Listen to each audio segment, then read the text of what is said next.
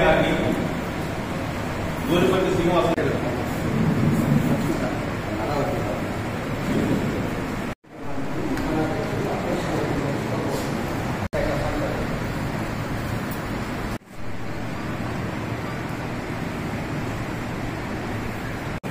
ఈరోజు వచ్చేసి మన ప్రోగ్రాం ఏంటంటే 2047 సంకల్ప సభ.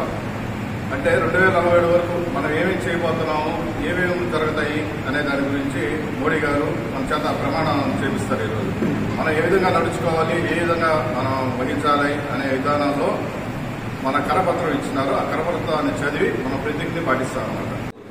వికసిత భారత్ సంకల్ప సభ మన కోరు మండలం తరఫున కోరి కనికాపురం ఎత్తుల్లో జరుపుకుంటున్నాము. ఈ సభకు వచ్చినటువంటి అందరికి కూడా పేరు పేరున ధన్యవాదాలు. రాబోయే కాలంలో కార్యాచరణ మన పార్టీ పని ఏ విధంగా అయితే ముందుకు తీసుకెళ్లాలో దాని గురించి మనకి ఈరోజు దిశానిర్దేశం కాసా శ్రీనివాసులు గారు చేస్తారు. ఆ విధంగా ప్రతిజ్ఞ కూడా చేయడం జరుగుతుంది. తద్వారా మనం అందరం కూడా రాబోయే కాలంలో ప్రజలతో ఏ విధంగా వాళ్ళ యొక్క సమస్యలను ముందుకు తీసుకెళ్లి పరిష్కరించాలో, వాళ్ళకు అవసరమైనటువంటి కార్యక్రమాలు ఏమున్నాయో కనుక్కొని అవి మండల పార్టీ ద్వారా చర్చించి ఏదైనా అధికారులతో మాట్లాడి పరిష్కరించే మార్గంలో అందరూ పనిచేయాలని మీ అందరిని కోరుతున్నాను. 70 సంవత్సరాల పాటు మన భారతదేశాన్ని కాంగ్రెస్ పార్టీ పరిపాలించింది.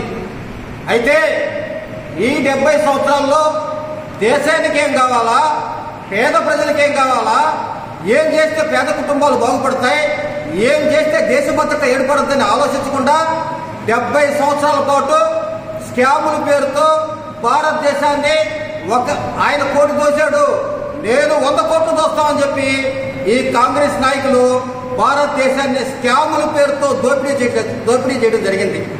అయితే కారణ జన్ముడైనటువంటి ఒక ఛాయ్వాలాగా పనిచేసి ఒక ఆర్ఎస్ఎస్ కార్యకర్తగా ఉన్న భారత ప్రధానమంత్రి నరేంద్ర మోదీ గారు 2014లో మన భారతదేశానికి ప్రధానమంత్రిగా ప్రమాణ స్వీకారం చేయడం జరిగింది.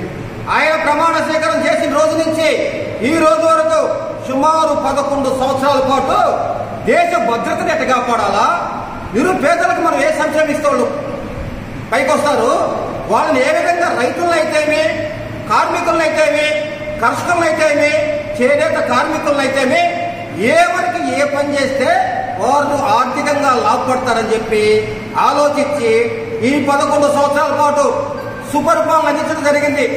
మన భారతదేశానికి సుపరిపాలన అందించడం జరిగింది.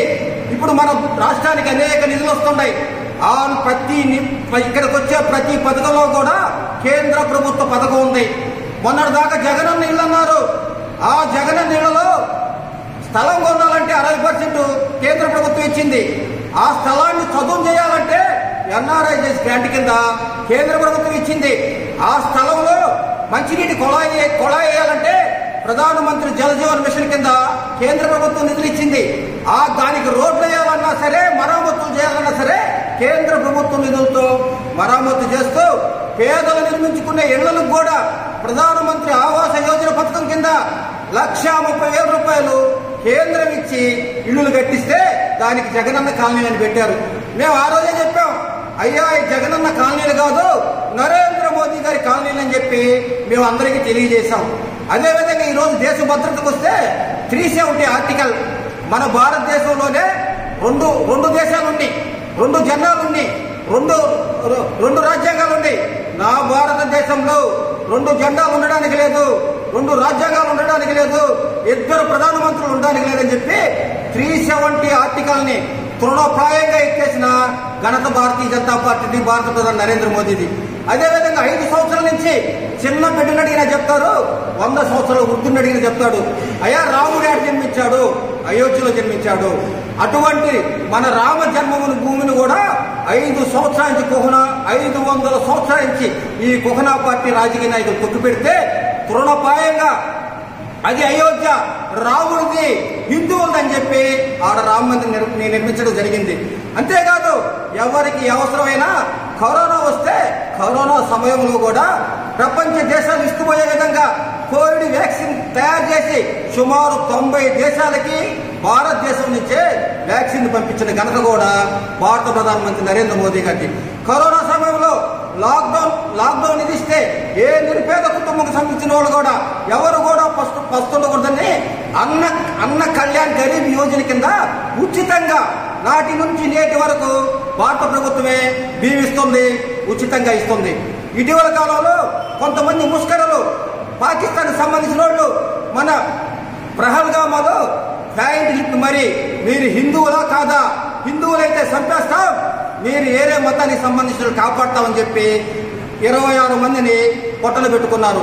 26 మంది తల్లుల మొకాన సింధూరాన్ని ఏదైతే తుడిచేశారో పాకిస్తాన్ తీవ్రవాదులు ఆపరేషన్ సింధూరు పేరుతో ఇద్దరు మహిళలను ఇద్దరు మాతృమూర్తులను కమాండర్లుగా ఏర్పాటు చేసి నాయకత్వం వహించమని చెప్పి 25 నిమిషాల్లో వాళ్ళ యొక్క తీవ్రవాద శిబిరాలు ధ్వంసం చేసి భారతదేశ చరిత్రని భారతదేశ కీర్తిని పెంపొందించిన ఘనత కూడా నరేంద్ర మోదీ గారికి.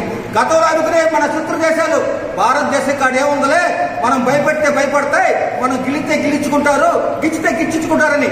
ఇప్పుడు ఆ శత్రు దేశాలకు కూడా అర్థమైంది, భారతదేశం జోలికి పోతే మన అంతు చూస్తారు, భారతదేశంతో జాగ్రత్తగా ఉండాలని చెప్పి భారతదేశం వైపే చూస్తున్న ఘనత కూడా ఈ శత్రు దేశాలది.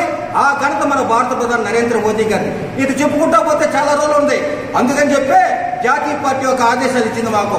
నరేంద్ర మోదీ గారి 11 సంవత్సరాల సుపరిపాలన మీద ఇంటింటికి పోయి కరపత్రం ఇవ్వండి, ప్రతి ఒక్కరికి మోదీ గారు చేసిన పథకాలు తెలపండి అని చెప్పి ఒక కరపత్రం రూపంలో మాకు ముద్రించి పంపడం జరిగింది.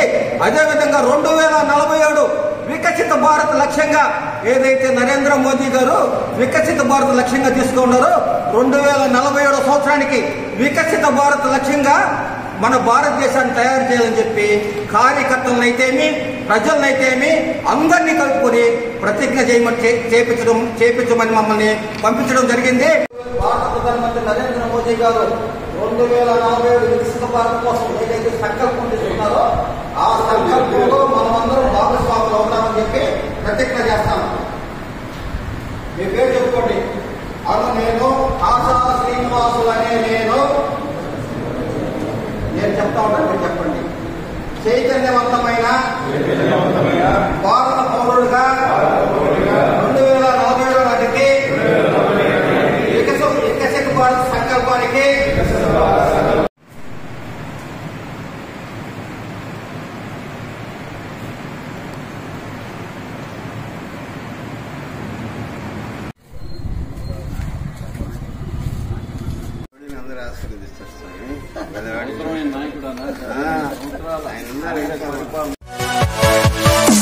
మా వీడియోస్ కనుక నచ్చినట్లయితే లైక్ అండ్ షేర్ చేయండి.